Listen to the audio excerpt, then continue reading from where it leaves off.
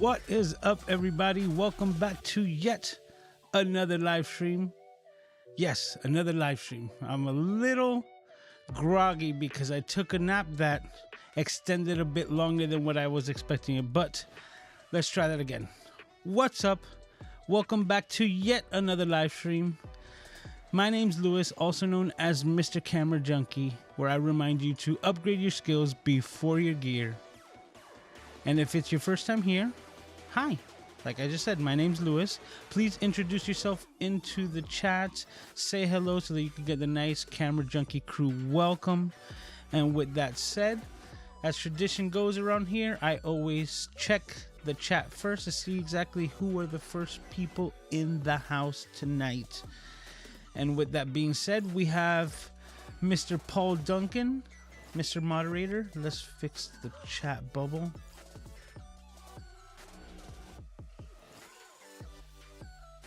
Let's get that going. That looks good. Actually, that looks a bit. Yeah, you see, that wasn't right. I knew something was off. There we go.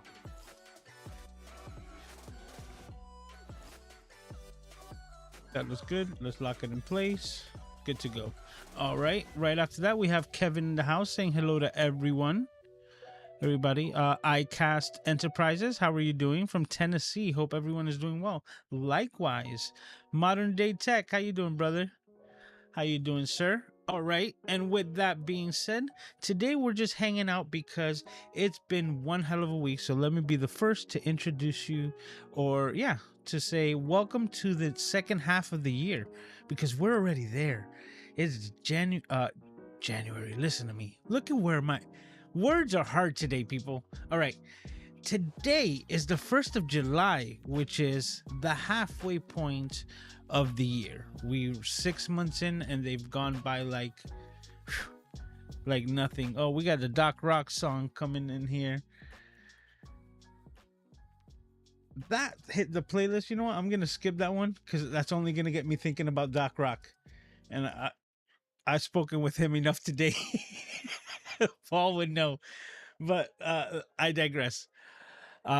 It's been one hell of a week. It's been crazy, like just edited 4 videos within this last week. Proud for that, but also like put in a lot of late hours.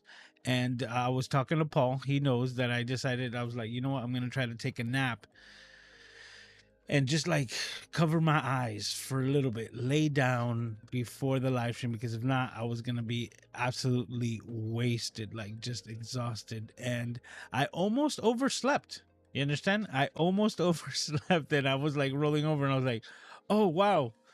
Yeah, time to get up to get going. And that's why there's no real structure besides hanging out. But I think that this is going to be something that I might do monthly at least, right? Just one stream where there's really nothing dedicated, just hanging out and to see who's here. Like Scott sneaking in here saying hello to the crew. Boop. There we go. How are you doing? Yep, and like Kevin says, don't forget to hit that like button. Yes, please do so. It goes a long way. It's highly appreciated and it's free, right? Yeah, so if you're liking the show, please remember to hit the like button.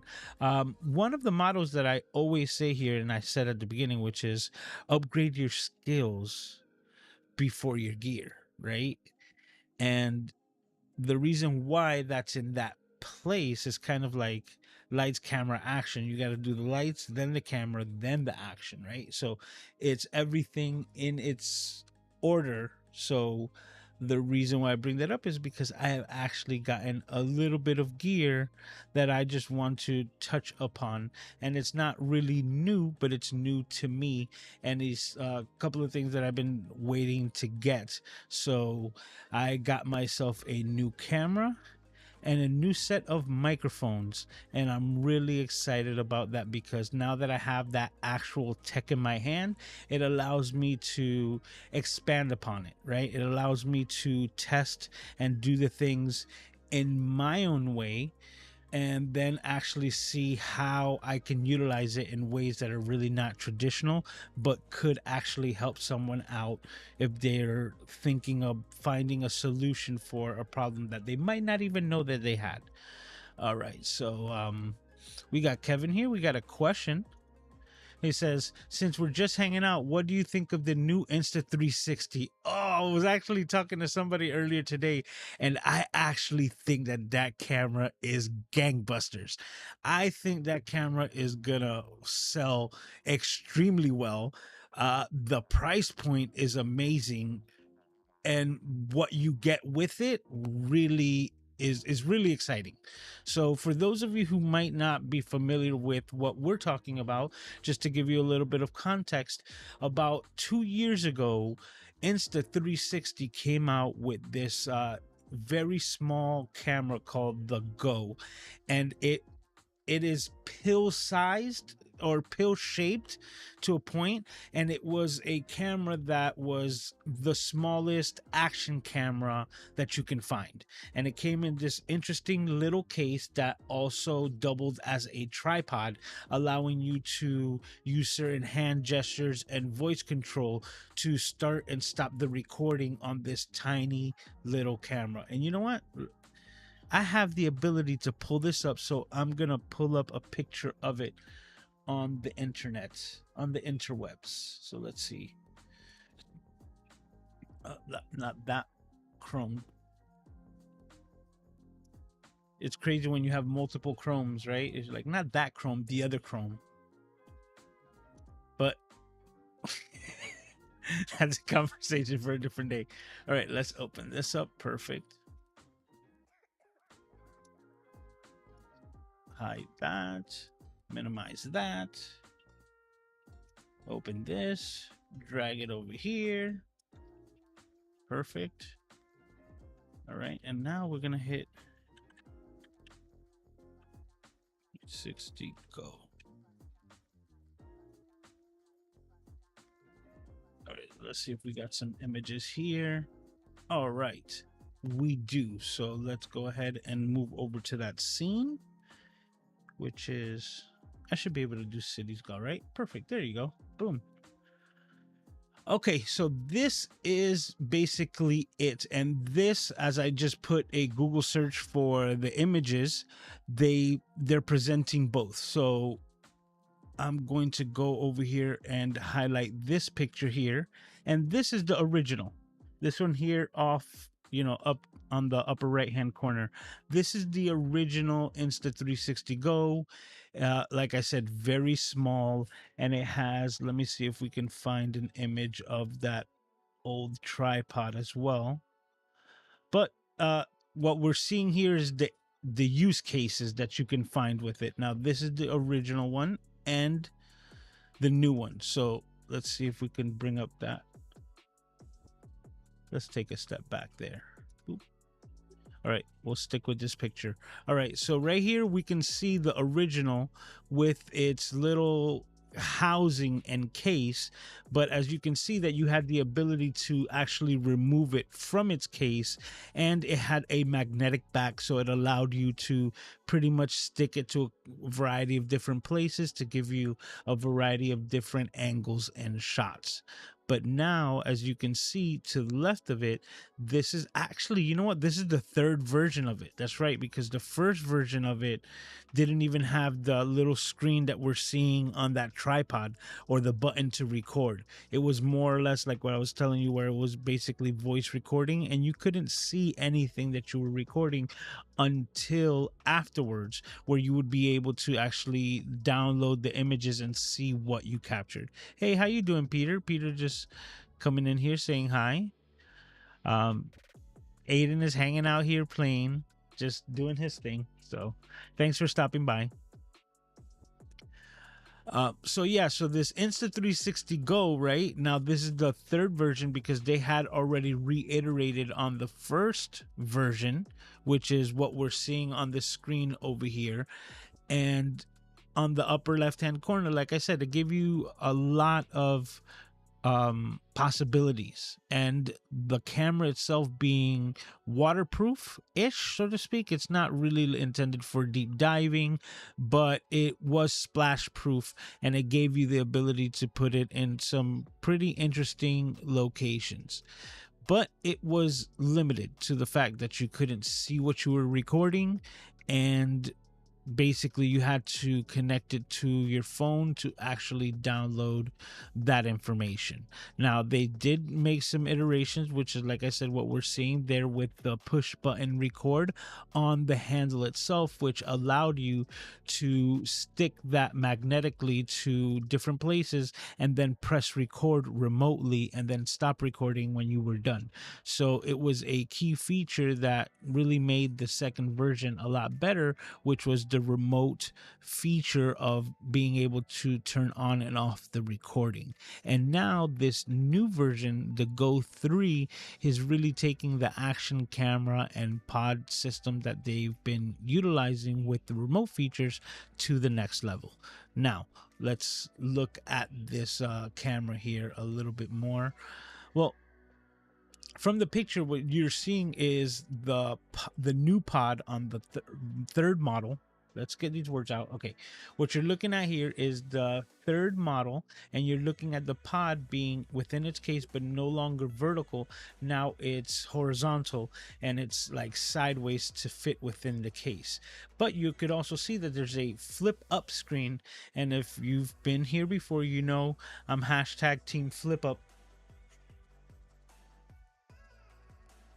where I prefer flip up screens over flip out screens. And that has to do with the durability factor, right? Like, I've never seen people have issues with breaking their flip up screens, especially the Sony branded ones that are pretty robust in metal. But at the same time, this gives you a framing reference, and it has a new record button that sits right on top, and it gives you all of these features remotely just the same. So now this new Insta360 Go 3 has the ability to be magnetically attached in a remote location, and you can start and stop the recording, but also see remotely what you're recording, which is a pretty high-end feature for a lot of cameras. Like, if you look at cameras or camera systems that give you remote viewing, something that will transmit the image that you're recording wirelessly to any receiver, they're pretty costly. So the fact that they were able to build all of this into the system is really top notch. That's like thinking outside of the box, really to the next level, in my opinion. Now, right there from that same image, we can see that there's this like tripod thing holding the bottom, right? Which it has these clips on it. That's to secure the camera so that you can actually utilize it as an action camera. And this action camera also has those same clips on the inside of the pod that is removable, so that once it's inside of this case, next level, this thing is not going anywhere unless you press a release button. So it is a legitimate action camera now once it's within this case. And once it's within the case, it also is giving you extended battery life, because now it has a bigger internal memory to give you even more space to record longer. So this is a win all around, and the price point being at $400, and it comes with a clip, I believe, for your hat, the one that's being displayed as well, so that you could attach it to like other tripods, or that selfie stick, I believe, also comes with it. And it's a pretty interesting kit that you're getting for $400, like in addition to the camera itself. So this camera, to me, I think this is going to be a home run when it comes to the smallest, lightweight, portable vlogging. You're going to be seeing a lot of footage come from these devices, because another thing is that it has a lot of features that are working in in addition to your smartphone, not only for the transferring of data. So um next level, I think they knocked it out of the park, and for my opinion, this is almost like a no-brainer. If you've been thinking of anything like that, like a robust, action camera. Now this one, I believe, is waterproof to like 16 feet. So now this one is getting even that much better with its water resistant capabilities. There's so many cool, amazing features in this new rendition of the Insta360 Go that if you were ever thinking about purchasing one of the previous models, this is like a no-brainer. I think you need to pull the trigger. I really, I like it. I like everything about this little camera. And the fact that it's got a flip up screen for an action camera, so that if you decide to use it for vlogging. And that brings me up to my next point, which is the new piece of kit that I actually got. My newest camera added to the Camera Junkie fleet is going to give me a whole new perspective, and I would like to share that with you. It is the Insta360 X3. Are we going to focus on it? There we go. This is the same brand and company, but this is the 360 camera that gives you the 5.7K image 360 and gives you the ability to reframe. Now, the reason why I also bring this up is because just testing it for this week, I was really pleasantly surprised with the audio quality that Insta360 is recording through their devices. So now, taking this into consideration and this new little vlogging type action camera that they came out with, and the fact that Insta360 is renowned for having the absolute best stabilization, the fact that you don't even have to stabilize in post because you're doing the shot selection in post. The software with the ability of the camera is like gonna be next level. So if that little Insta360 Go 3 has similar audio quality or better, then it's a win-win in my book, because you'll be getting a pretty good image from a very convenient small device with good audio that, even though I'm a camera junkie, I've said it here plenty of times, bad audio is unwatchable. So you have to do your best with audio to get the best video production, or final product, so to speak. All right, so Kevin's saying, says, I think the biggest concern with the new one is no interchangeable battery, but intriguing nonetheless if it hadn't just picked up the X3.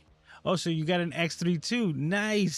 So now we're in the same, we could share notes on how it's working for you, because I actually wanted to connect this X3 as a webcam, and I know that it has that feature available, but I recently just got it and I've been messing with it, and that option is not available through the menu, and I need to find out why. So might be that it needs a firmware update or something like that, but I haven't gotten around to it.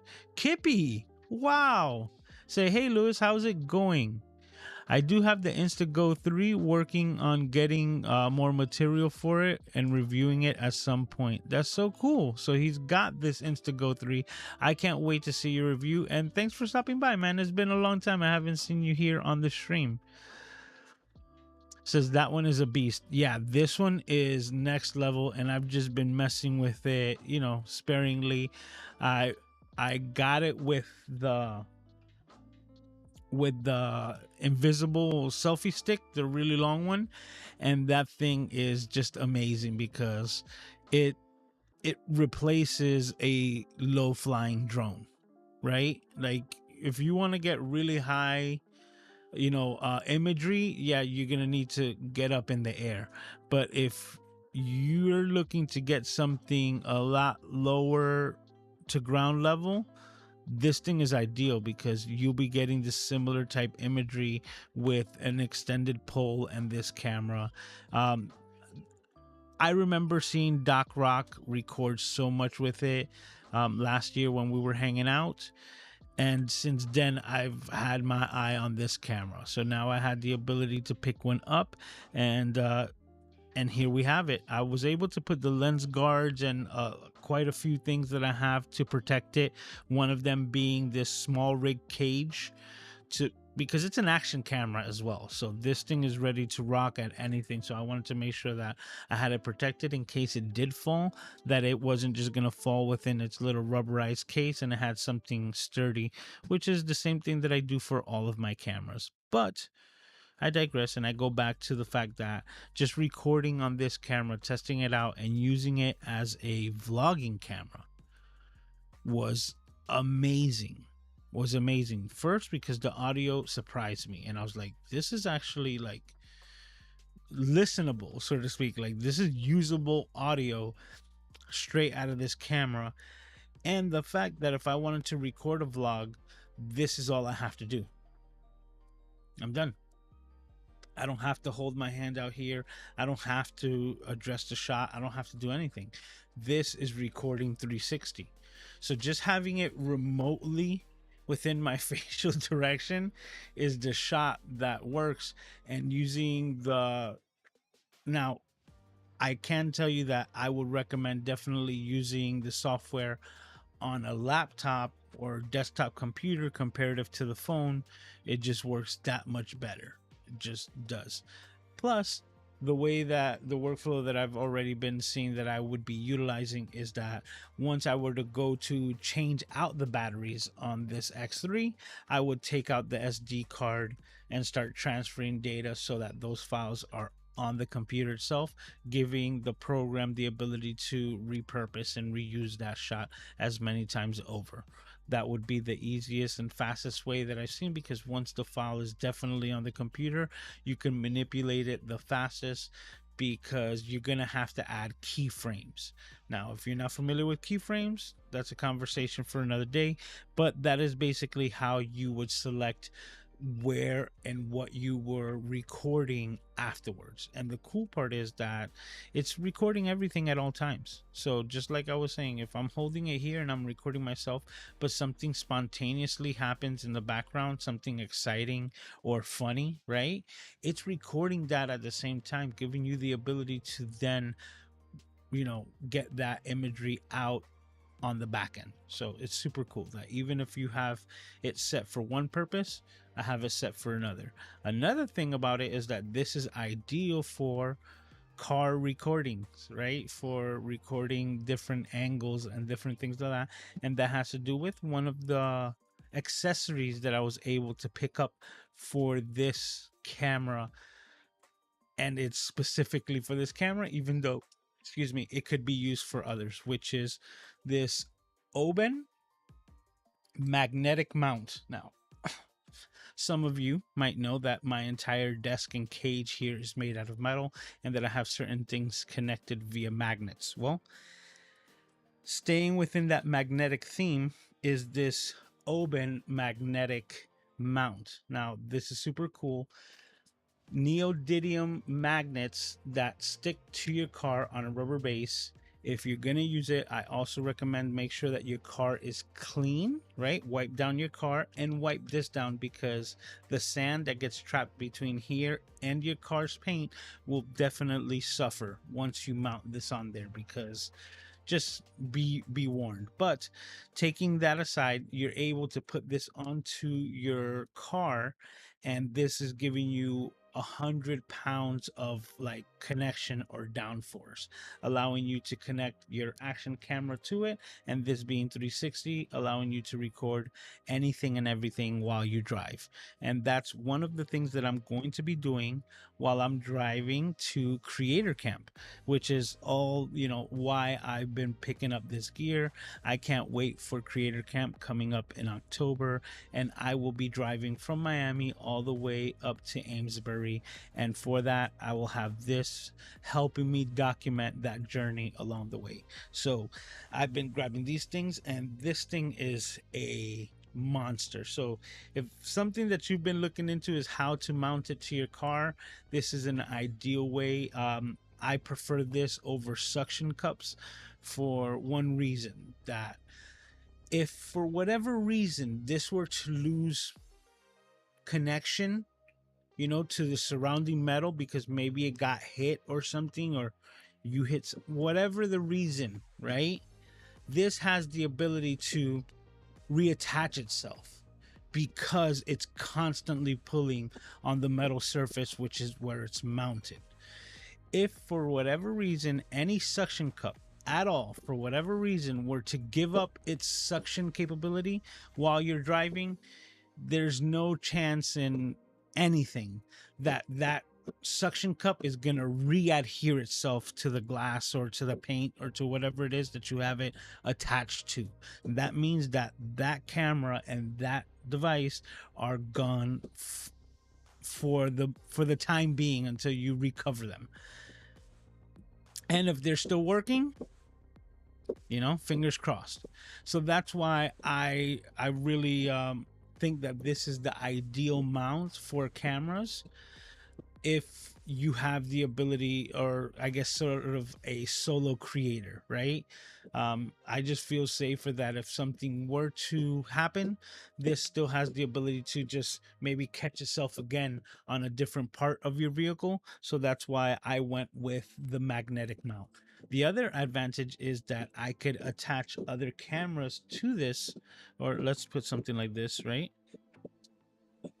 Because it's got the same Arca Swiss mount that you could use any camera. And because, like I mentioned before, my entire here's a good way of saying, all of my desk, everything around here is all metal. I can mount this anywhere, including the top there. As you can see, so it's there nice and tight, allowing me to just basically connect any camera there as well, adding more functionality to this device that I'm going to use both on my vehicle and right here on my desk as well. So everything's kind of been like thought out of the things that I've been looking to get to expand on my creation, or the ability to create. Kevin says I'm gonna love it. I already do, man. Like, I've just been using it for a week. Not even, because I got it during the week and this has been so busy. Like I said, there was a lot of editing that happened this week. But still, this is something that, like I said, I've had my eye on for well over a year. When I pull the trigger on something, it's like it's been thought out, because I know that this is a missing piece in a camera that I have no other camera like it. And the ability to just have that 360 and just messing around with it, and like I said, I've just been messing around with it lightly on my MacBook Air over here, because I put the program on there and just been messing around with it, and it's really surprising, really intuitive, and really smooth, man. I've been really impressed with it. Now, the image that you're getting out of it is not as clear as the 4K that I'm getting out of like my other cameras, my other Sonys. Like, that has to do with sensor size, the lenses themselves, and everything like that. But the functionality and the ability to capture different types of angles that nobody else can get. Like, for example, I took this camera and I just swept it under my car. Just let me see what I can do. And the shot that I was able to just get from under there, like this ant's eye view, right, of what's, it's so dope. And having that ability, whether it's like posting it up on a pole and making it like a drone, or having it fly under a car, it's so dope that this is something that we get to play with, right, that we get to mess around with and see how we can utilize this this technology. So really excited over that. Oh, okay. So Kevin's saying Quick Reader has been a game changer for me. Would 10 out of 10 recommend that upgrade as long as you're not trying to stay waterproof. Okay, so you see, like, I'm definitely gonna look at it because that's one thing that I wanted to find out. Because another piece that I did get is this one. Is now this is not the quick reader. This is the microphone, because there's a theme here, right? Bad audio is unwatchable. So I wanted to make sure that even though I was utilizing a Insta360 camera, I didn't want to rely solely on that audio, and I wanted to be able to have the ability to give it good audio. But then this also has a USB-C, so it allows you to get the audio and still charge up the battery while you're using the camera. Now, talking about good audio brings me to the next piece of gear that I've allotted to this kind of the trip for the creator camp, which is the Rode Wireless Go 2s. Like I said, not the newest, but definitely something that I've had my eye on for years now. And I'm really excited because with the most recent firmware updates, this paired with my Rodecaster Pro and the rest of my setup is ideal. Now, I know that Rode came out with the Rode Wireless Me, right? Yeah, the Wireless Me, which is the smaller setup, one transmitter with a microphone built in, and the other one the transmitter itself. And the reason why I went with the Go 2s over that fact is the main thing that I wanted from this microphone set, which was the one thing that they took off of the Wireless Me's, which is the internal recording. Now, all fine and dandy that you can have wireless transmitters transmitting to your cameras, but the fact that these two microphones can record up to 7 hours internally, independently, without having any connection whatsoever to the transmitter, is what makes this the choice for me. Now, there's different use cases, right? But this for me is ideal. So for example, instead of having my camera encumbered with having to need to have a transmitter within range or do anything like that, this gives you the ability to become that little bit more polished or professional with the fact that you can record your audio completely separate. So I have it set up to the fact that whenever I click the little button, it throws a flag in the recording because it automatically starts recording everything. As soon as you turn it on, it is on and it is recording, which is, to me, super cool because I can be recording audio of basically all the events that are going to be transpiring and a lot of conversations that I'm going to be having and information that I'm going to want to recall at Creator Camp. But at the same time, if I want to record a video, like let's say I grab my camera and say, you know what, I want to record a vlog type, right? I do not have to set up a transmitter on this camera. I don't have to set up a transmitter on this camera. I don't have to set up a transmitter on any camera because these are recording internally. So I'm going to have, oh, thank you. Somebody just bought me a coffee. I appreciate that so much. Thank you very much. Yeah, because I'm definitely going to need the coffee after this week, but I digress. So now I can just turn this camera on, press record, and what I'm going to do is that I'm going to allow the bad microphones that are built into these cameras, which they're just not the best, right? They're very susceptible to wind noise, but I digress. Allowing that to be the scratch audio, and on my Rode Wireless Go 2s, which I have here, the only thing that I would have to do is hit that bottom button right there, because it's recording everything at all time. That as soon as I turn it on and have it on my person, as soon as I go to hit record, I just click on that one time, and what it does is that it's going to put a flag, a marker on the timeline of the audio recording, allowing me to know where are the key points of where I started my recordings. And it's not going to give me an exact information on which camera I was recording. That's up to me. But at the same time, that because there's two of them, I can literally record one for 7 hours and then turn that off and turn the other one on and start recording, giving me the ability to record audio to match it with my video from the events of the entire day is ideal. And that's the reason why I went with these, because they're independent recorders. Now, with the Rodecaster Pro here, now that gives me even more ability to do so many more things. Like I can wirelessly connect this microphone independent of the rest of the gear directly to one of the channels here, so that the faders are controlling this. And now I have a direct wireless microphone that I can either utilize with the on built-in capsule that's there, but it also has a 3.5 millimeter jack, allowing me to connect other lavalier microphones or even other Rode microphones, like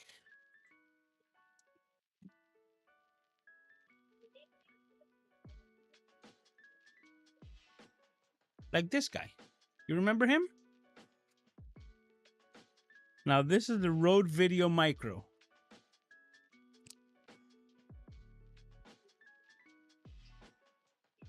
Let me make sure that we're getting in there. The Rode Video Micro. Now this is what you would consider like a boom microphone, right?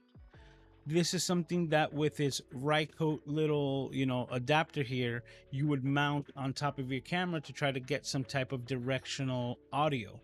But you can attach the given cable that comes with it to the 3.5 to it, and now you have a wireless, let's say, boom microphone that if you actually had a boom pole, or you can connect it to this, the Insta360 Wireless Go now gives you even that much more of a level of production, because you're thinking outside of the box, being able to connect this Rycote adapter to it, just like so, and having this boom over the said shot, getting you wireless audio directly into this receiver, recorded from a quality, shotgun style microphone being boomed over the correct location. But we can take it another step, because something that I do here every week on the live stream is monitor my audio. Like I have this here, and this is connected directly hardlined to the Rodecaster Pro. Now, we always recommend to never use Bluetooth, especially AirPods, to connect to these devices or to monitor your audio that way. It can be done, but it's not recommended, because the Bluetooth has an inherent latency. And if you're using AirPods in particular, which are kind of connected to your Apple devices, your phone could receive a message from something completely that has nothing to do with what you're doing on a live stream or on a call. All right. And at that same time, right, it will take the audio away, and you'd be at a loss because you don't know which Apple device is actually like leeching onto your AirPods. But wireless monitoring is ideal. So what you can do, right, that if you were recording, let's say, an outdoor situation, and you had two people and you had them using both microphones, here, and you had both microphones, you said like, hey, we have this one clipped on, guest number one, and then you have number two on number two, obviously, right? What you can do is that you can take your transmitter,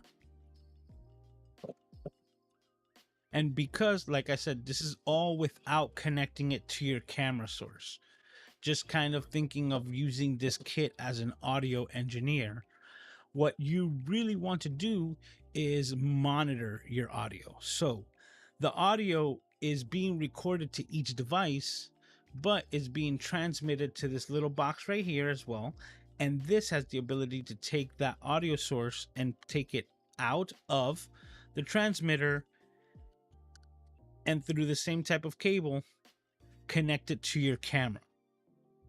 And the A6100 has a microphone in port, but doesn't have a headphone jack out that you would be able to monitor your music or monitor your audio, better said. So, what can you do with this? Well, I would not connect this to the camera, as it's been kind of like the theme, right? The theme is to use each microphone as its independent source, but if you wanted to make sure that you weren't getting interference and that the audio was correct, even though you're recording it to the device, you still have the ability to connect some headphones to this. So I would connect my Rode NT100s, right? The NT100H, I believe. That's what these are. And connect this to this. The audio is still being recorded to each device, so you can have the conversation, but this gives you the ability to monitor what's actually being recorded at that time, even though they're being recorded to each device, and totally bypassing the camera, making the camera more of a cinema camera, so to speak, where its only job really is to record the video and not worry about the audio, because the audio you're going to take care of separately through this device. But the last thing that I wanted to mention that I was able to do with it is I flipped the switch, or kind of flipped the script, meaning you have the wireless microphone, and then you have the wireless transmitter or receiver, better said, right? Transmitter and receiver.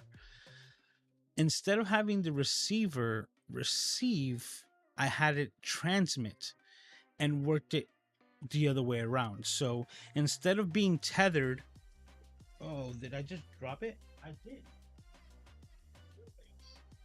Good thing that they're sturdy, because I put it on the desk and I dropped it. It just fell right onto the ground. All right. Instead of being tethered to this cable here and utilizing Bluetooth technology that is followable, right? This has a dedicated channel to each other. So what I did was I connected this same cable. Let's try not dropping anymore, right?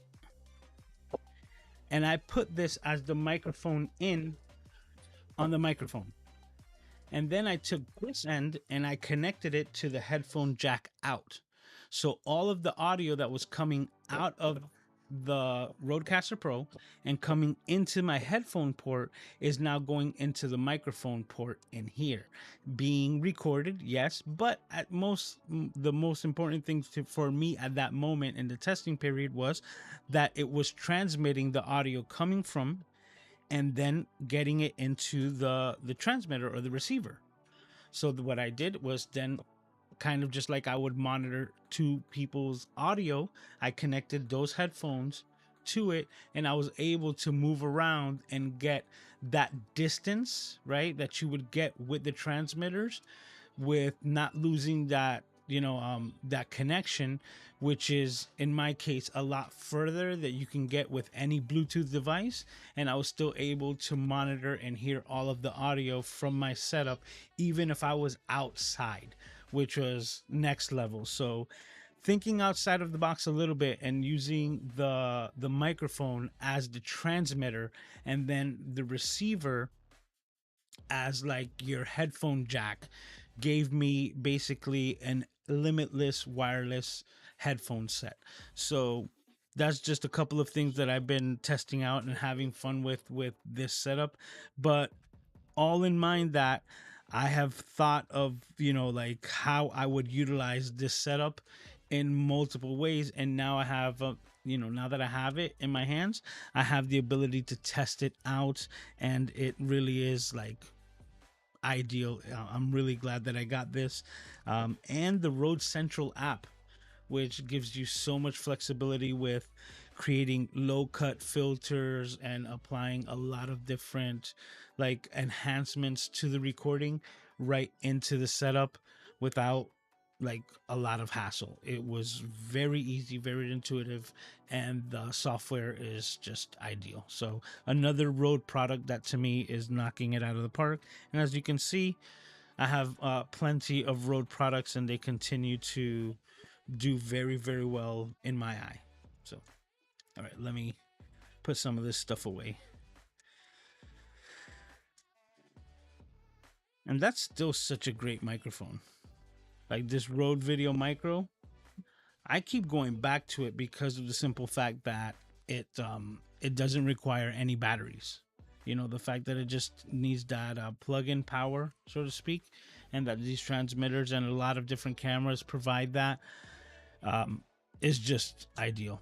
And it sounds very good. Like it still holds up till today. So that's the other good thing about audio, equipment, which is that they really do last the test of time. Like good microphone.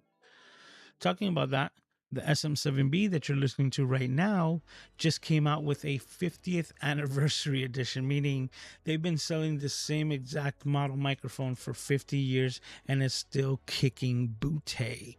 So it really goes to show you that when it comes to audio devices, like getting the right microphone and knowing how you're going to use it in your use case goes back into that upgrading your skills before your gear and knowing what you want to get out of it and reverse engineering your needs accordingly.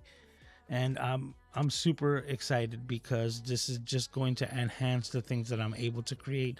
So I'm really excited for the little bit of new gear that I'm getting that's gonna allow me to do that. And I've been talking for a minute. All right. ICAS says I've been seeing a lot of bikers using it, and yes, it looks like a drone flying besides or behind. Hey K-Wall, how are you doing? Saying hi to the camera junkies. Happy 4th. Yes. And yeah, let me say that ahead of time. Happy 4th of July for everyone who's going to be celebrating coming up this Tuesday. Yes. And for those of you who follow also the Flow podcast, this will be a week off for, the holiday, but also that has just been so crazy because for some of you who don't know, might be thinking, how does Mr. Camera Junkie get these messages like from Mulain saying, hey, Mr. Camera Junkie, Luis, and everyone, right? How do you get these on the screen? How do you get this whole display to work? And it's that we use this amazing program called Ecamm. I'm lucky enough to be working with them, and we've been I've been editing videos to promote what is available right now, which is the Ecamm Summer Sale. And right now, if you've never been, and a lot of you who are here probably already have Ecamm, but if you're a new customer and you've been on the fence, I highly recommend you go. You can use my link, but you can go and put in the checkout the code 23 July 30 and you will get 30% off of the total price. Now you can pick any plan, but I highly recommend that if you're going to do it, go for the gold and make sure that you get the yearly account so that you can maximize your savings, because 30% is great if you're doing it for the year. But if you're not, if you're doing it for a month, you're really limiting your savings. So that was one of the videos that I was working on all week, right? Yeah, most of the week. And it's all running together on me. So yes, happy 4th of July, happy Ecamm Summer Sale, and happy day. Yep, he's saying happy 4th. I've had fun taking it to Yosemite, as well with some Disneyland content. I wish I had played more with it. I could be more comfortable with it. Man, I need to fix this light because it's making it harder for me to read the comments. Let me go ahead and try that again. I've had fun taking it to Yosemite as well as some Disneyland content. I wish I had played with it more so I could be more comfortable with what it can do, but only had it a few days prior to our trips. Exactly. That's also why I'm excited that I was able to get this now, right? For that same use case scenario. I want to work all the bugs out of this and know how exactly I'm going to be able to utilize it for my trip, because it would be impossible to maximize what I can do with this piece of kit if I was learning it while I'm on the trip to, to Amesbury later in the year.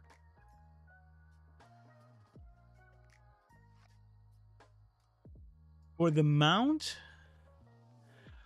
Um, Thank you for asking. Which one are you talking about? The magnetic one? I actually don't, because I found that magnetic mount on B&H. So B&H is being you know what they're being, but no, they're not the easiest to get into their affiliate programs and things like that. So I usually have my links for Amazon, but I haven't found this exact mount on Amazon. But I appreciate you thinking of me, Kathy. Says with 100 pounds of pull, short of a tree limb would be going anywhere. Yeah, but you know, fender benders. There's a lot of things that happen, right? That I might not even be in control of.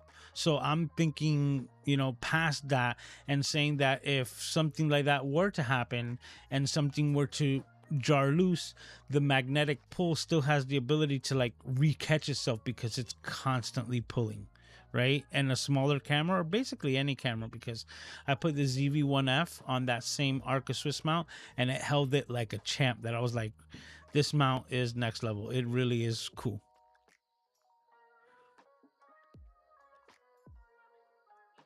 That mic mount is my next grab. Yeah, another quality piece of kit. Yeah, man, these things are really cool. He says, I want to grab one of those invisible cold shoe mounts to attach the TX to the 360. You see, I haven't seen that, because if it's one thing that I was also testing out, um, is that I wanted to attach the wireless Go 2s to it. And this mount that I got, let me see if we can focus on it. Okay. The small rig mount has these guys right here, right? If we can get it, the cold shoe on the sides. So I was able to mount this guy here like so. Focus.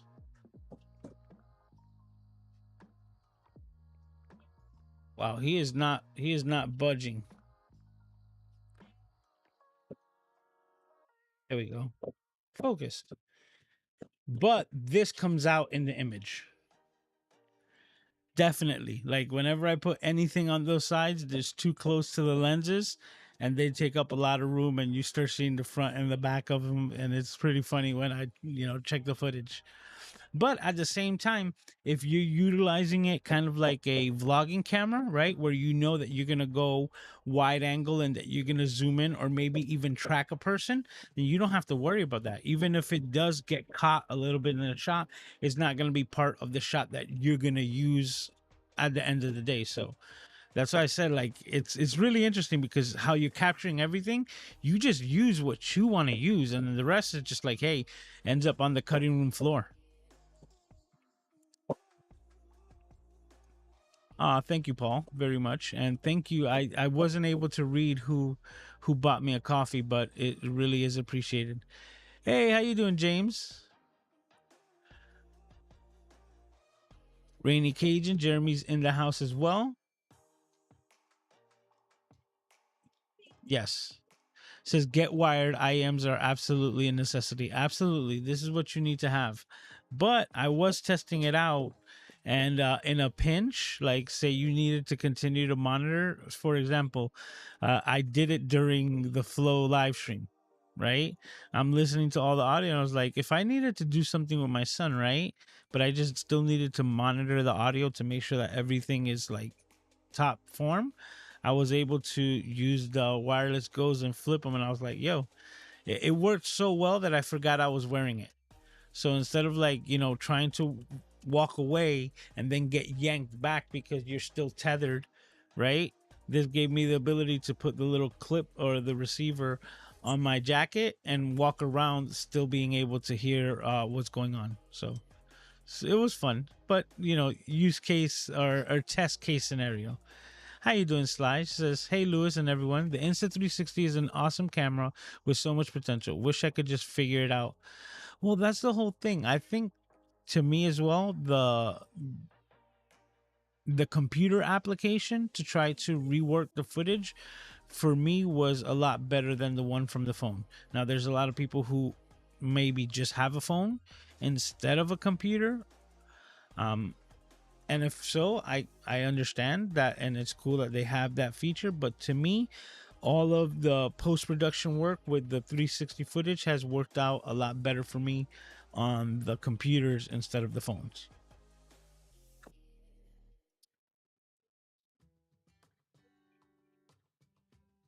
Well, thank you very much, sir. Well, we appreciate you hanging out. Yeah, this has been, I guess, a hell of a week for everyone. Because, like I said, whew. Randy's in the house. How you doing, sir? He says, my Rode Video Micro is named Fluffy. I love it. That's funny. I like that.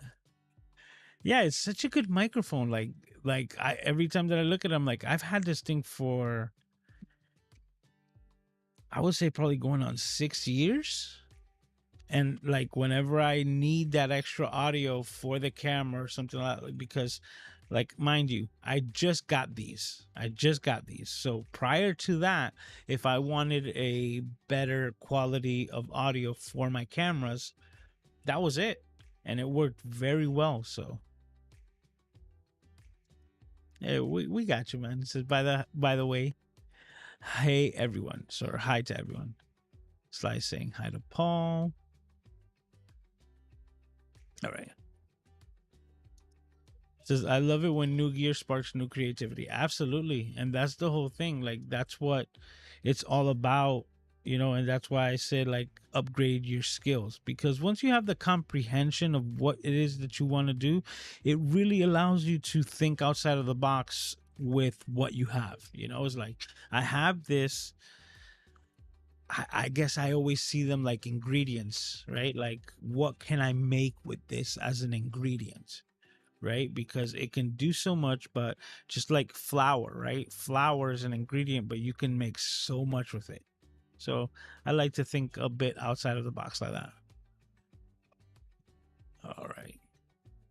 And Paul is reminding us, yes, happy thumbs up are for those in the north celebrating Canada Day, all the Canadians celebrating Canada Day. Hey, Carlos is in the house. What up, bearded one? And hi to all the junkies in the room. How are you doing, man? Thanks for stopping by. We got the superstar. Sammy is in the house. Brother, thanks for stopping by. And Paul put that in the chat because he's amazing. Yes, it says please be sure to use 23 July 30 and get the 30% discount. Yeah, that's for the Ecamm summer sale. Okay, Sly says I have you Lieberman. I've never said that name. An Uliber magnet mount. I guess that's the brand. Okay, so let me read that again. I have the Uliber magnet mount, and it works fantastic on the hood of my truck. It has a standard 1/4 20 thread, so anything fits in it. I haven't figured out how to edit the 360 camera. Well, you could ask me because I'm learning. So pretty soon I will be proficient in the software. If we're talking about the same one, the Insta360, I'll be able to help you out. Especially like I was doing it on the laptop with the touchpad, and I was like, this is super cool because it gives you that same intuitive feel of how you want to scroll. But I also learned that you don't have to make your movements smooth at all. Like the program will do it. You just have to set those keyframes. So it's basically like you press play, right? And then you press pause, and then you reframe. You get the focal length that you want, and you're like, okay, this is the shot that I want, and you add the keyframe. The program will do the rest. So then you press play again, and it will stay stuck on that keyframe, right? But you move the camera to a different location, let's say to the left of the subject that you were recording, right? All you have to do is press play, and when you get to that secondary point, right, where you need to move the camera, you reframe and set the key point. And what the program itself does is that when you go to watch it back, it's going to transition smoothly from one point to the other, keeping your subject in frame, because it knows because you're telling it, so it will go from the side view of your subject and then just hover around and stay stuck, or even give you the ability to press down and hold and track, letting the program itself do the tracking, which is really ideal if you're using it as a vlogging camera. You can just basically record anything and everything, and then once you're checking it out in post, you can just select yourself and say track and let it play through, and it will do all of that tracking for you in real time. Super cool. And like I said, I've just been messing with it for a couple of days, and I've been really pleasantly surprised with how intuitive the application is as far as the editing goes. And it does have some editing features in it. You know, I will definitely be using it in Final Cut Pro once I render out the file, because that's my workflow. But at the same time, it does have the option to like cut and edit, and maybe you can export everything that you want out of the file directly from their editing suite. Okay, so we got Jeremy's got a question here. Says, "Hey Lewis, I'm a bit hesitant to take my new FX30 out of the studio. I totally understand. What would you recommend as a capable Go camera that would be less likely to cry about if I was damaged or broken in the field?" That depends on the quality that you want to get out of the footage. Like, and that's bottom line. So now, if you're looking to get the quality of footage of an FX30 with that extremely amazing 12 megapixel, you know, cinematic sensor with all that stuff, then it's gonna be hard. But you're gonna be looking at the ZV E1, which has that same exact sensor that will allow you to get that type of quality camera, but that's still $2,200. But it's not $3,600 or even more. I can't remember right off the top of my head how much the FX30 or the FX. Oh no, you said the FX30. Correction. My mind, I was thinking FX3, which is the full frame. The FX30 is the same cinematic style camera, but with the APS-C sensor. And I'm just saying that for anyone who could be watching to just correct my steps, because that's what I read, FX30, but I thought FX3. So now, if it's an FX30, it's still a great sensor. That is the new 30 megapixel 4K, or actually like 7 point something K downgraded to 4K. An amazing new sensor for Sony. And likewise, I totally understand that you know, you wouldn't want to damage such a nice piece of equipment out in the field. My thing that I will tell you is, first, my recommendation, which with whatever camera you're going to get out in the field, you need to get one of these. That's why even for the 360, I got this. Got to get a cage, because that will save your bacon in case anything happens, whether it's the FX30 or any camera whatsoever. Out in the field, the camera body caged it up. Now, thinking about that, let me give you my recommendation. The cheapest entry level would be the Sony ZV-1F, which is my overhead camera. Boop, this guy right here. So this guy right here, right now, this is a 720 image, and it still looks good. For anything overhead is ideal, right? And it's super lightweight and convenient because of the simple fact that that's what it's designed for. It has a flip out screen for vlogging. It has a 3 capsule microphone, so it gives you good audio even if you're just using the one built in. And it's $500 with the lens that is 20, degrees field of view.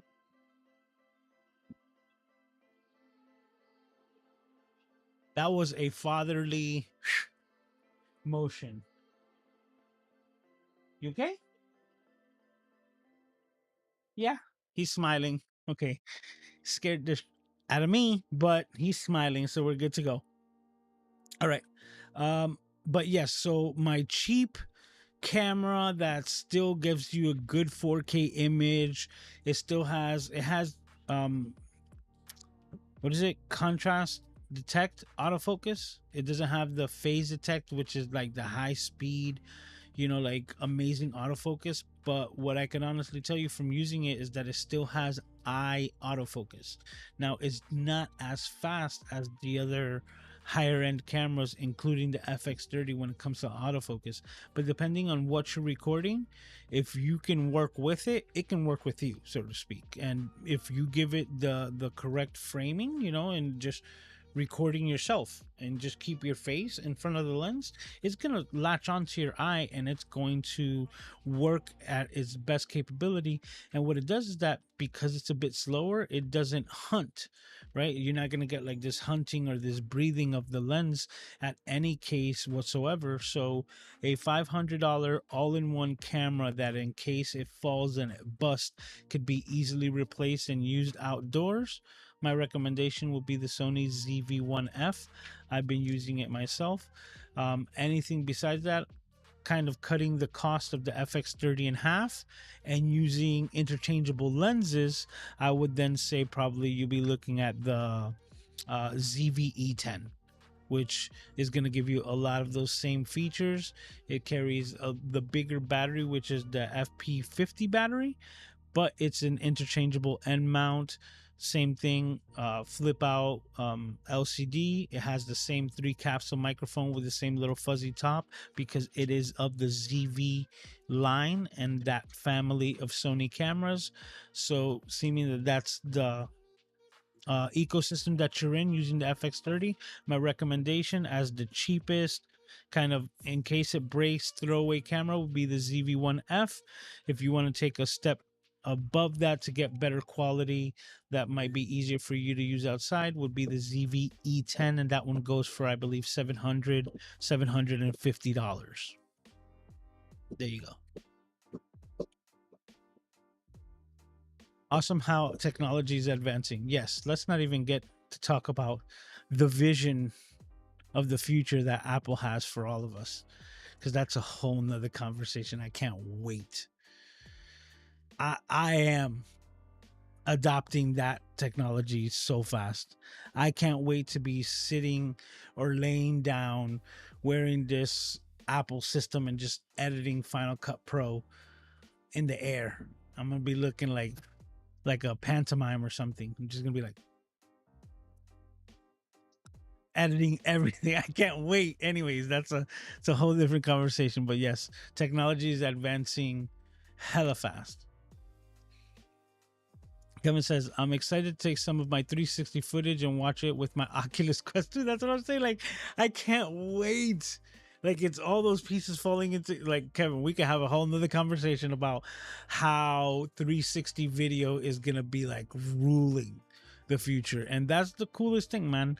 I can't wait, like, for Creator Camp to be able to just place this somewhere and give a lot of people that 360 perspective and upload some videos that you have the ability to like just look around, at your leisure completely by your own, whether it's on your phone or using an Oculus Quest or the Vision Pro. All of these things that are coming in the future, 360 video is here. It's here to stay. And as a camera junkie and editor, I need to learn how to utilize it and edit it, to best of my ability. Oh, and Kevin over here also saying that he loves his Sony ZV-E10 or the ZV-1. The ZV-1 is just more prone to taking damage because of the lens coming out. And I've seen that from a lot of creators, right? Peter Lindgren, I think he's gone through like 4 or 5 of the ZV-1 just because of that fact. Like, oh, doing something, it fell and the lens is shot, gotta go get another one. I could tell you myself that the ZV-1F has already fallen. It was on a tripod and the whole tripod. So it was really upsetting for me because if it were to have fallen with its own weight, it being so light, the inertia wouldn't have been that bad. But because it fell with its weight and the weight of the tripod, that little sucker came down hard. And luckily, because it didn't have an extended lens, that lens did not get trashed because it actually hit the lens. Like the outer part of it, there's a scuff right on it. And I was like, boy, it got to it. Meaning, if there was a lens like off the ZV-1 protruding and that were to happen, you're talking about the entire thing that sticks out would have just been crushed right in because it literally landed almost face first. So if we're talking about which one could probably handle more of a hit, I would think the 1F, just because of that fixed lens.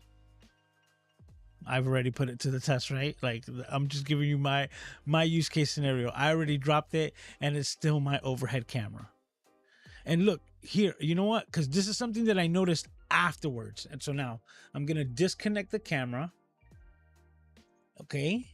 Just to show you how hard this camera came down. All right. All right.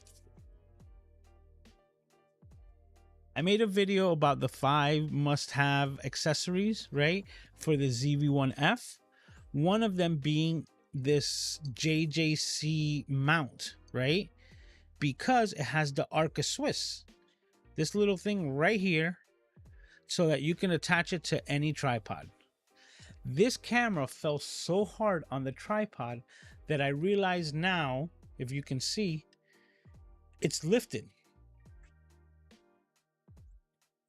It actually fell so hard that the camera is now sitting on a slant because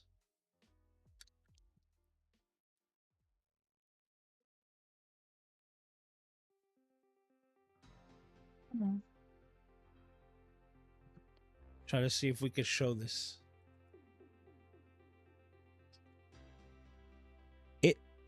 I don't even know if we can see it. I'm trying to show the quarter 20 connection. Oh, maybe like that. I don't know if you can see it right there. I'm trying to point at it. The quarter 20 jack is at an angle. So if I were to try to connect something to it, or actually here.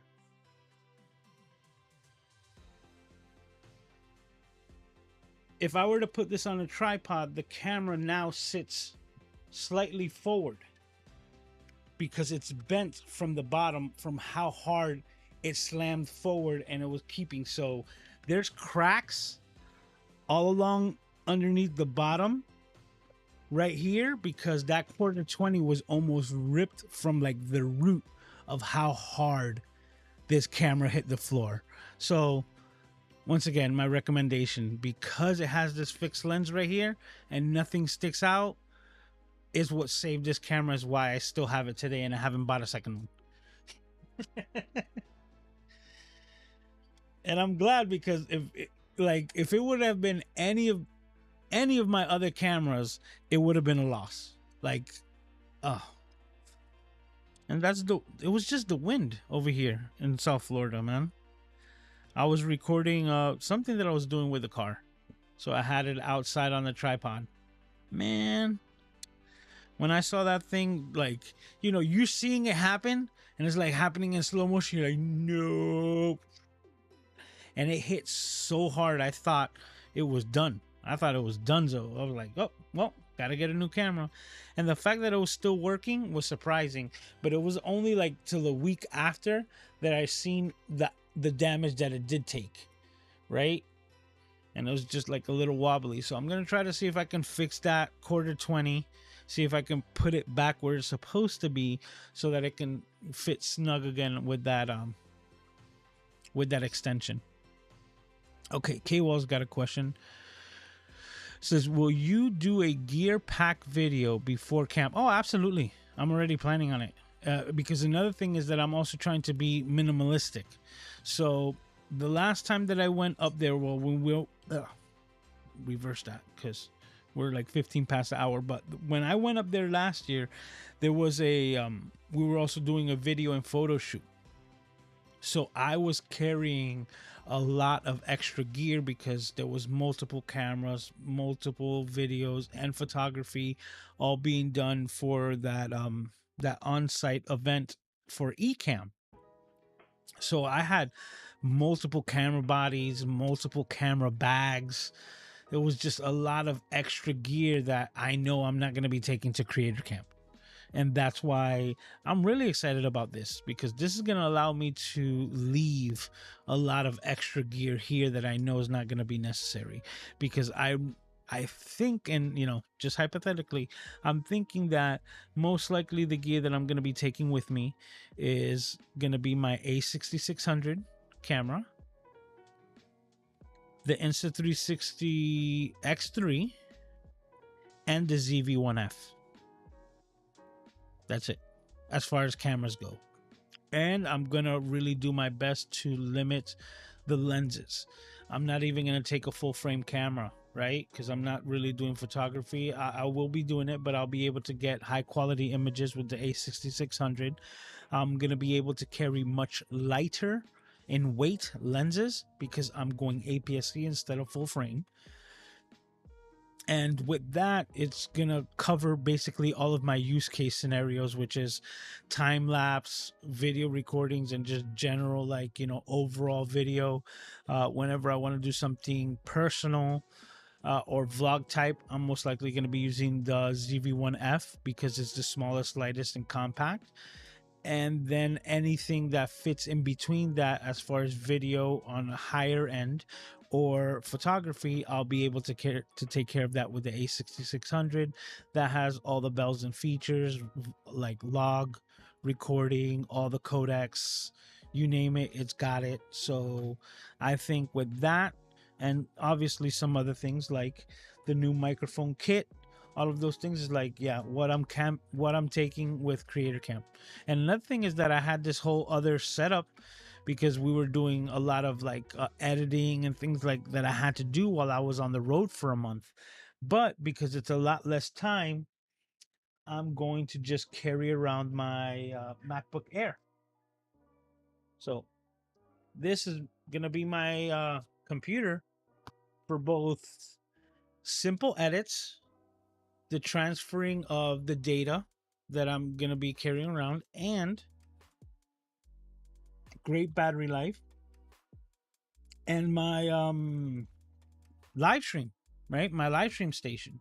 So this is going to be my portable live streaming setup, which I really could tell you that this computer is still great. That's the M1. I got a great deal on it, and M1 products still just, they're so great. I know M2 is available and everything like that, but if you're still on the Intel side and you haven't gotten to the M or the Apple Silicon, just even getting into M1, I highly recommend it. No problem, Jeremy. I appreciate you, sir. What is happening? What is happening? Oh no. I've lost control over my mouse, which is interesting. Okay, let's turn it off. Turn it back on.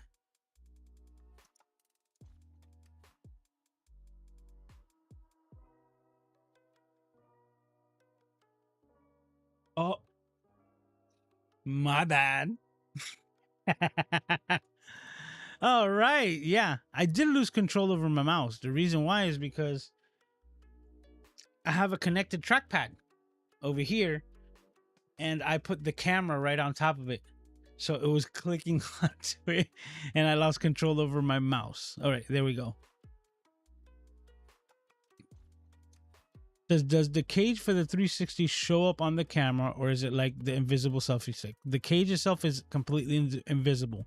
You will not see the cage whatsoever. Now, when I have the attached to microphones, because they're much thicker than the width itself, but the cage is the same size. It's actually thinner than the lenses itself. So the lenses protrude outside of the case, which is another accessory that I was able to pick up to show you, which is the lens guards. So they have these plastic covers on both sides, which, if you can see, they bubble out even more, right?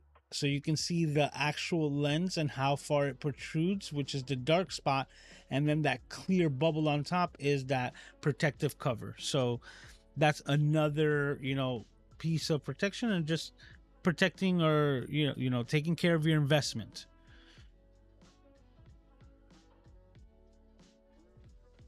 All right, so hey, John's in the house saying happy 4th to everyone. How are you doing, sir?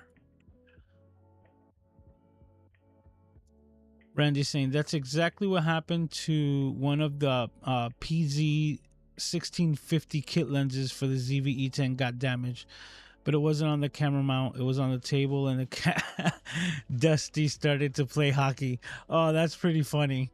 Like, it sucks that your cat busted your lens, but that's pretty funny because cats do that.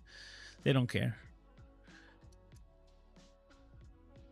Says get a baby ball head, then you can correct that lean. Oh, no, it has nothing to do with it, because it's on the quarter 20 from the camera. So, the baby ball lens would do that, but for it to work with the baby ball lens, I can't use the hand grip that I bought for it, because the Arca Swiss aspect is what I love. The fact that I can just easily take that camera and put it on a tripod and move it around, make it on my overhead, like everything is set through Arca Swiss. So, to bypass it, I understand, but it kind of defeats the purpose of the grip. So I'm going to do my best to try to fix it so that I can continue to use that extended grip for that camera. Randy says M1 MacBook Air has great battery life. Yes. Amazing battery life. Stupid good. Like 18 hours, they say recommended. It really depends on how you use it. On standby, I plug it in like every 3 days. Every 3 days I plug it in. It's like, boom, take it off and just use it for hours. Just amazing. And Apple is just, I might be an Apple sheep, maybe, but I'm very happy with their ecosystem just the same. Everything works, and I can't wait to add some of that new tech coming out next year to it. But everyone, we've done it. We've done another successful live stream. Absolutely love it. I had nothing planned to talk about, and we went over by 25 minutes because this is the place where I'd rather be. No other place but right here on the Camera Junkie live stream. And that's because all of you amazing people make it the spot, the happening spot to be at. So everyone, if you haven't done so already, please hit that like button. It's highly appreciated.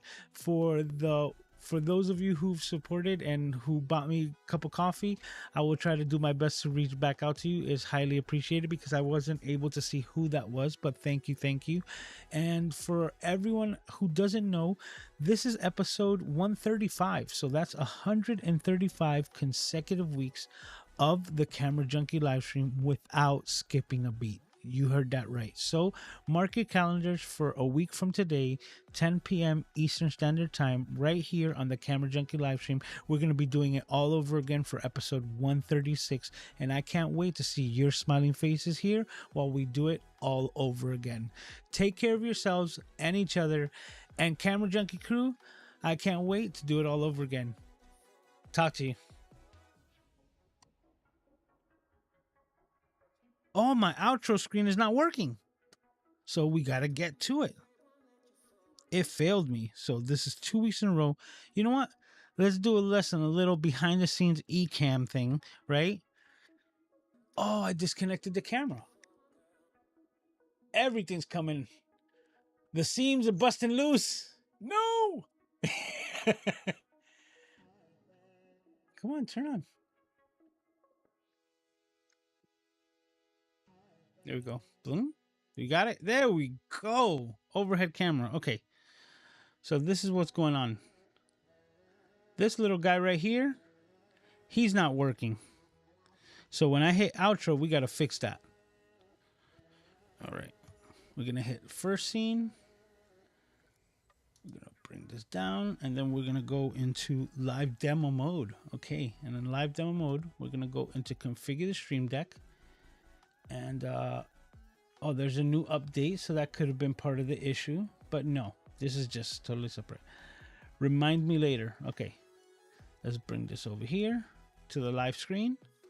And right here, what we're going to do is that we're going to select the scene, right? And I had to make a new outro, so I named it New Outro. Boom, we select it, and now that's working correctly. And that's how we do it. We will close this out. We will close the live demo mode. Aiden is poking at me, so I gotta go do dad things. Once again, everyone, take care of yourselves and each other, and I will see you next week. Talk to you. See, that's the way it was supposed to work.